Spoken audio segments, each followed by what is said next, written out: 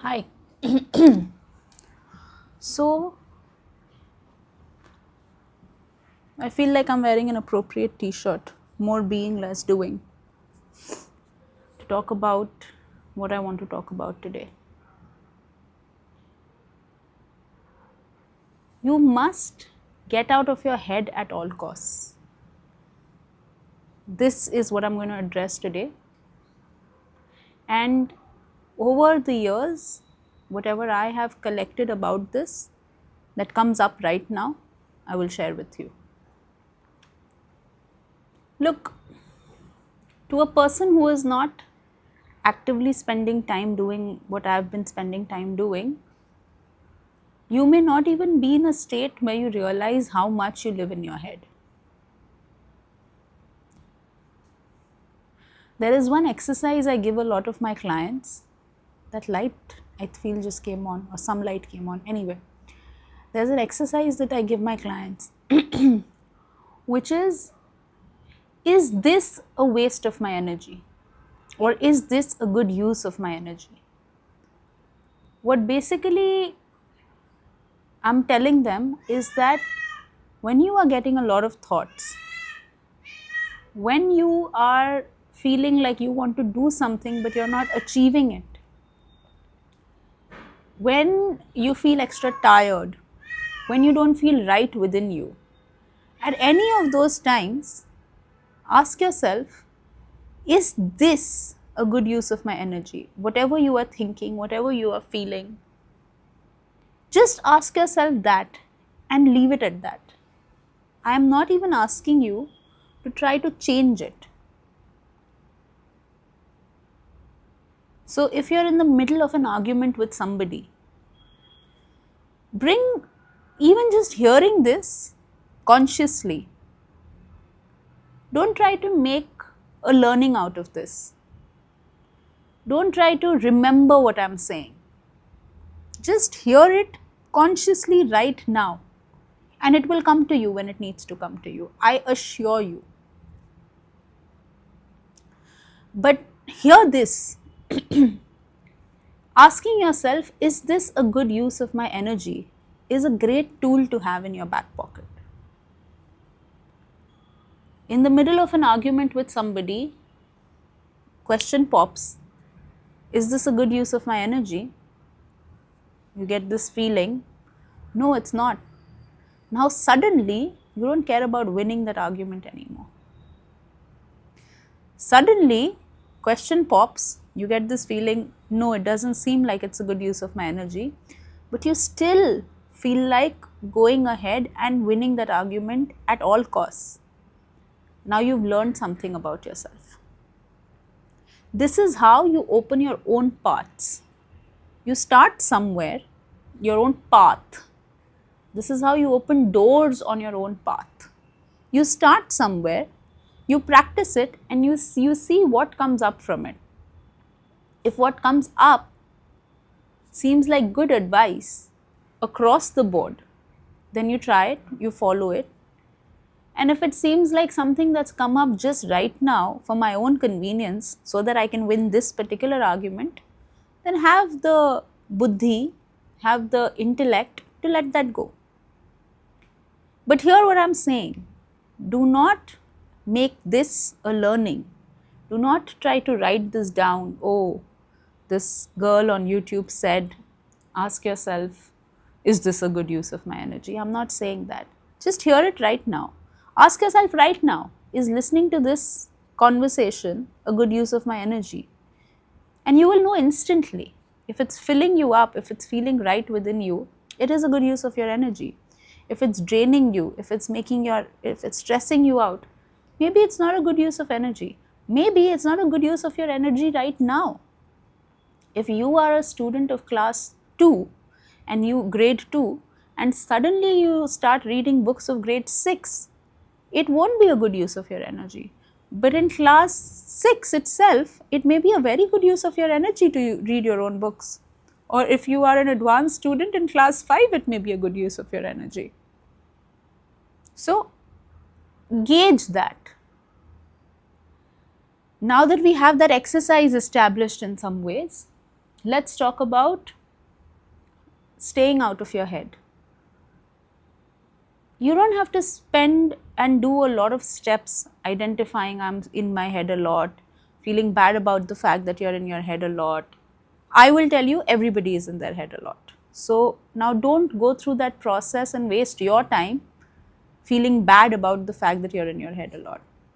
But recognize that you're in your head a lot, or you are in your head. Ask yourself if it's a good use of your energy or not. Get out. Now here are some good things I will tell you. Here are some amazing things that I have noticed, that I have observed, that I've had the pleasure to observe over the years. It's very easy to stay out of your head. It is very easy to stay out of your head. Why? Here's the counter I will give you.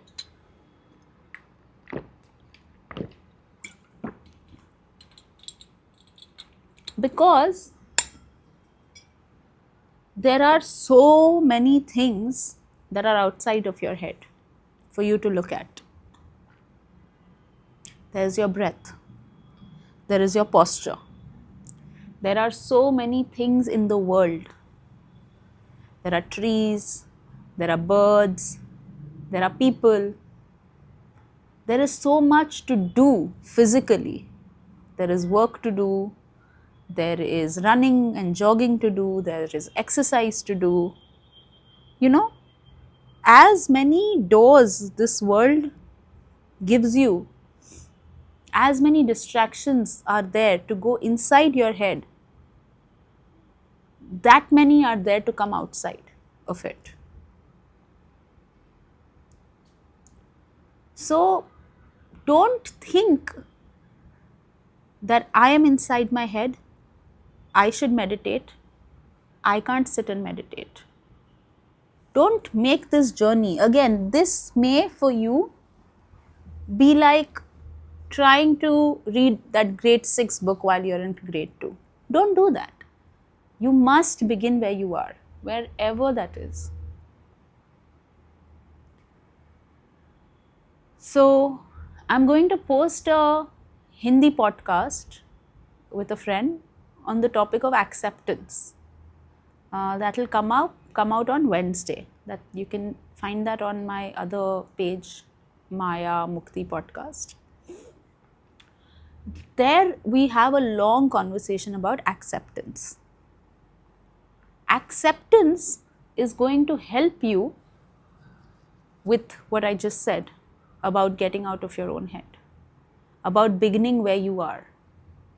When you have acceptance, I am always distracted. I can never wake up on time.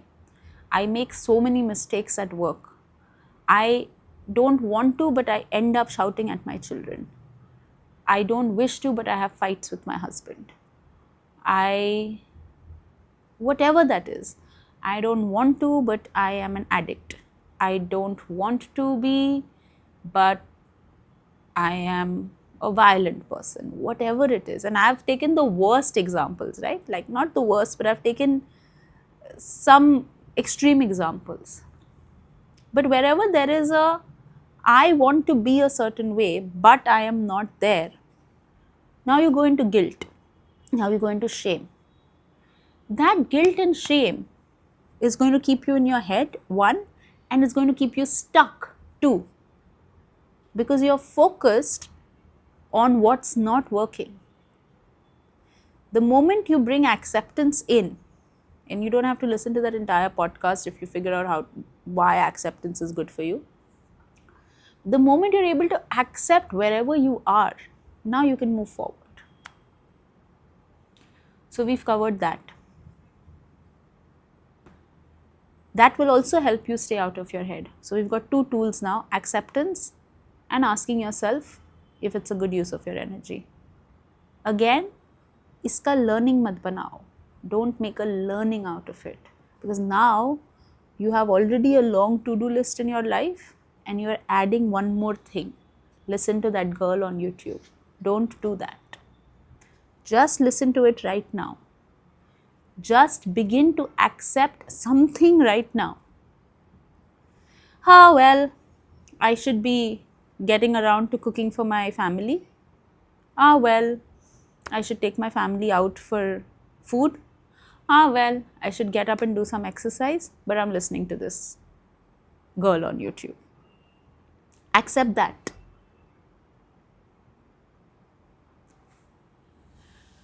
Now, because this is not something that I've prepared, and neither these are, over the years I scribbled a lot, but I never took notes, full notes of my journey. I'm speaking as it comes to me. Now I will talk about some ways in which you can stay out of your head.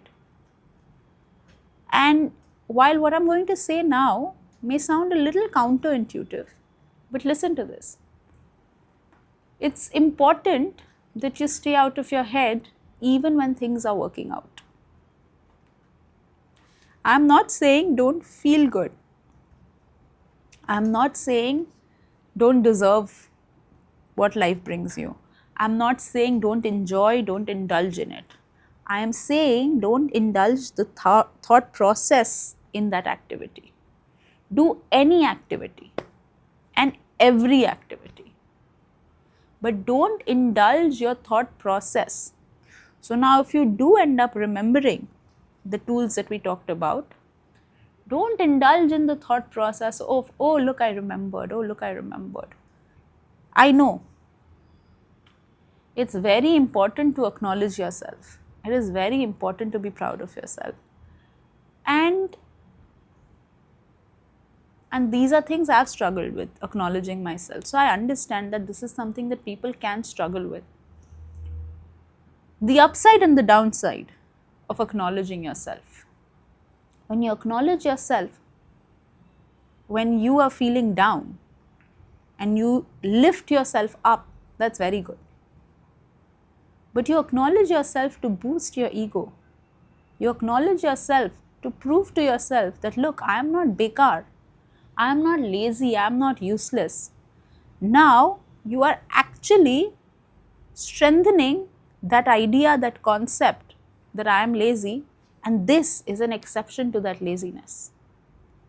So don't go into so much thought about this even.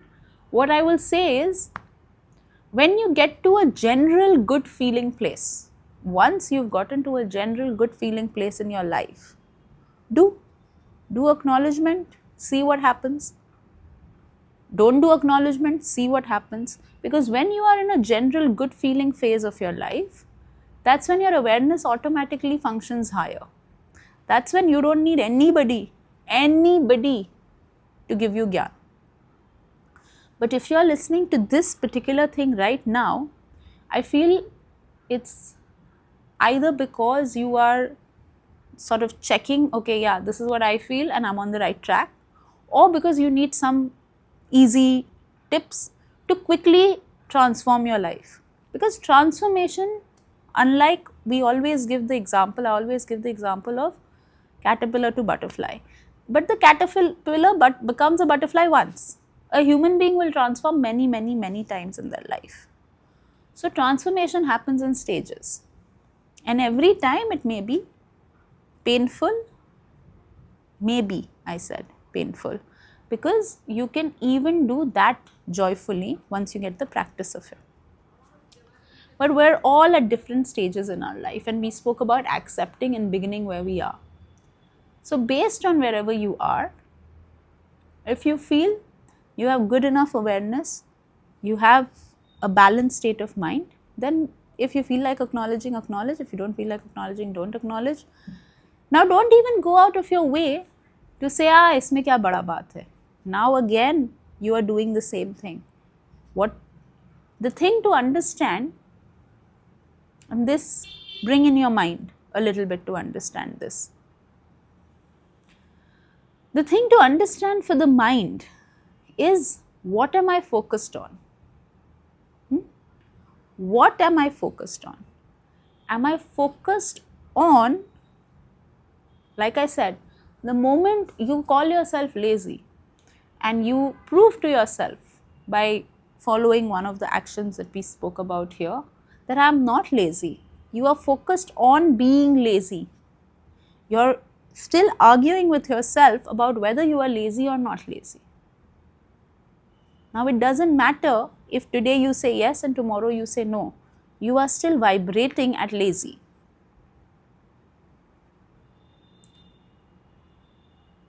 So, that is what I mean when I say, what are you focused on? So, bring your focus to, if you are feeling balanced, then you can do this exercise where you sort of do what I did for you right now about lazy and say, oh, you know what? This is not a good use of my energy. Asking myself whether, or proving to myself that I'm not lazy. Then is another state where you are even more higher aware, where you recognize that you are doing this and now you can actively change that. You can change that by language, you can change that by proving to yourself, by doing so many things and then one fine day saying, that was just a myth, I was never lazy. But if all of this is seeming like work, then drop it. You don't need to do it. Just live your life. In that moment, enjoy whatever is in front of you. And if you are not enjoying, then distract your mind. You know, we think of distract as a bad thing. This is an invitation for you to think of distraction as a good thing. I will distract my mind and I will engage it somewhere. I will engage it in study. I will engage it in work. I will engage it in taking care of my cat. Or family or whatever. I will engage it in going out for a walk. But don't try too hard.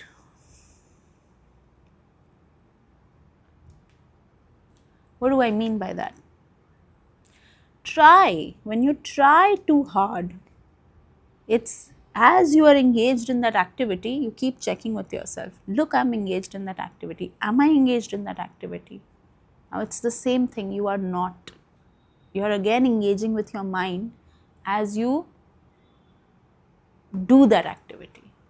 So, whether it's for 5 minutes, for 10 minutes, or for half an hour, for 1 hour, or the whole day, whatever is your level, begin where you are, remember.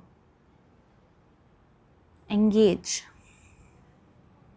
Distract yourself from your mind and engage into something.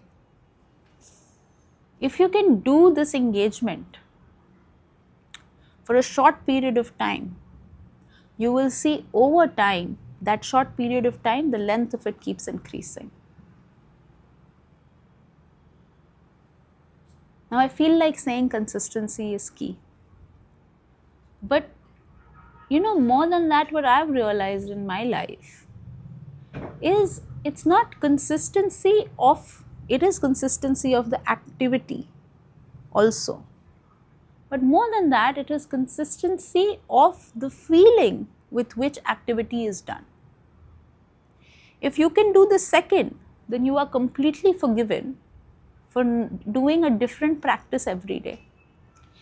I'll give you an example. If you are a student and you have exams coming up in say 3 months' time, because I know kids that study for that long, it's important to stay uplifted about your own studies for that period of 3 months. Now, it matters very less whether today I study math, tomorrow I study physics, day after I study chemistry. All of this matters less than the fact that every day I feel uplifted about studying and sit down to study. Now, compare the subjects to the actions, and the consistency that I talk about is in terms of the feeling. So, if it takes for you to study math every day for 3 to 4 days to feel uplifted about yourself, that's great. That's consistency of action and consistency of feeling. But of the two, keep consistency of feeling higher. I feel I've said a lot about the mind. Understand, and you will understand this using the mind, but understand this from your own experience also. The mind is tricky. The inputs are many, right? Every input has an influence over you. This is also something that I talk about, impressions, in one of the podcasts on that Hindi channel. So you may want to check that out. There are very few episodes there right now, so you'll be able to find it. Everything that you interact with has an impression on you unless you consciously interact with it. And right now, people are not doing that because they're interacting with so many things every day. So then on top of that, you're watching TV shows. On top of that, you're watching news. On top of that, you're talking to so many people. I've spent a lot of time in isolation. Not isolation per se, but away from all of this. Away from the news, away from the distractions, away from things that would flicker my mind. Don't think that that means, oh, automatically there aren't things that come up in my life. Things come up in my life, and unlike you, I have nobody to blame for them coming up in my life. But in this sort of an isolation, in this sort of separation, you can work through them and you can very clearly see, and that's where all of this is coming out from, what I'm giving you. So the mind is tricky. It is taking in a lot.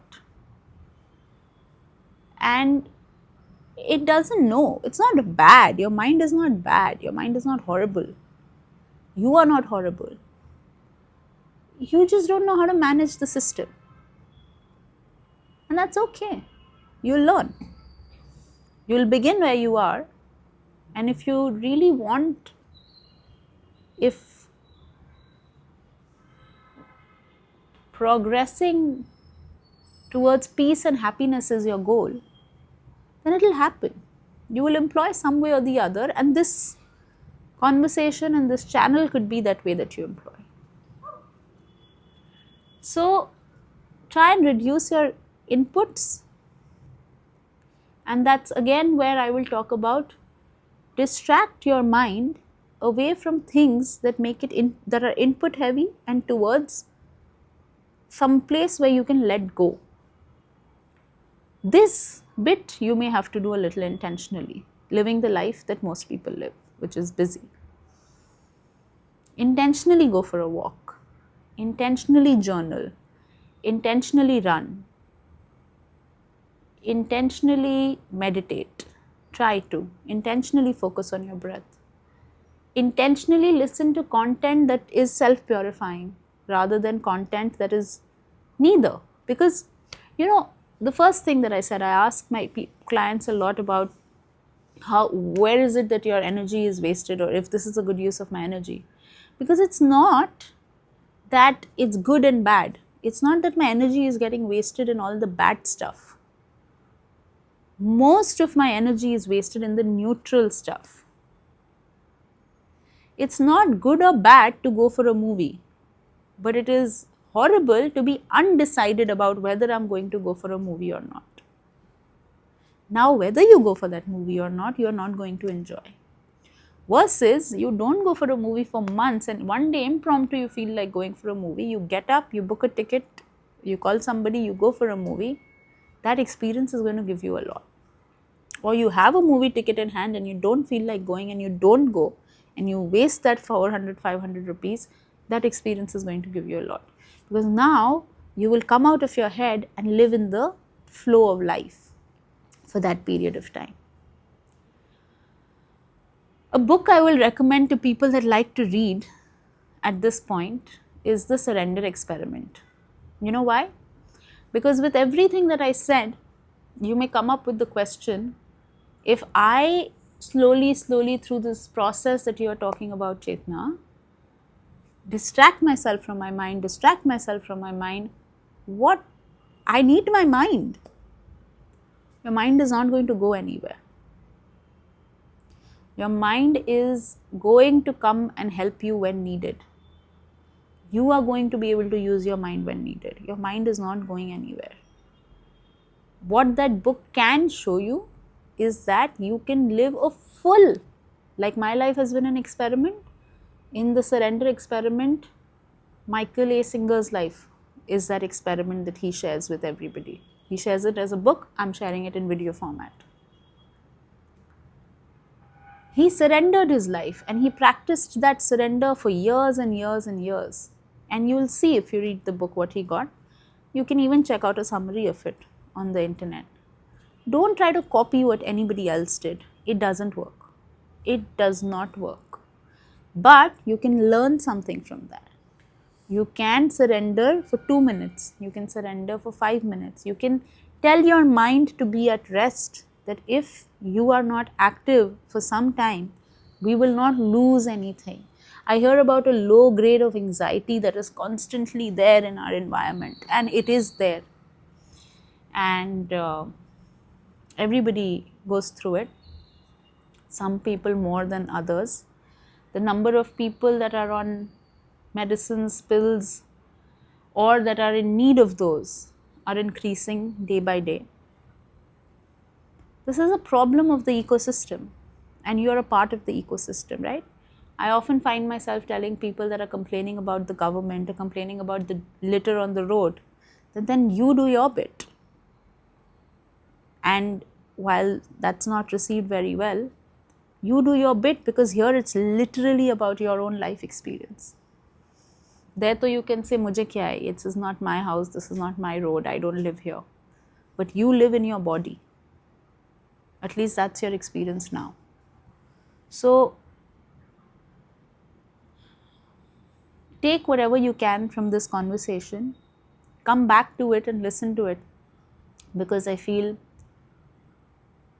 what I'm sharing has come about for me from years of experience. It's being shared from a level of deep awareness and surrender and a state of flow from within me. I don't know what you will get out of it, but I really feel that this is going to reach the right people, and whoever needs to hear whatever at this point, they will hear. Write in your questions in the comments section. You can leave me an email if you want to work with me directly as a transformation coach, in which case you don't just receive general advice like this, in which case I spend my time and I share my life experiences with you after understanding your life experience. So whatever you get in that case is super custom to you. That's hopefully if you do your homework, and it should work for you. But otherwise, if you just have basic simple questions, you can write to me. I will start within this year an online satsang, which will be a private group call for people on the internet. If you would like to join that also, you can email or put it in the comment section with your email ID.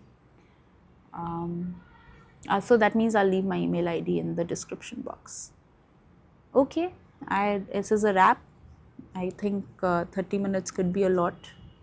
I try to speak in a way that it's not overwhelming for you to hear, and it's not so much as a try as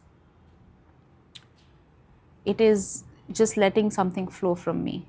So as it flows from me, this is what will come out. This is how it will come out. Okay, take care. You're fine. Everything's fine. All right. Bye.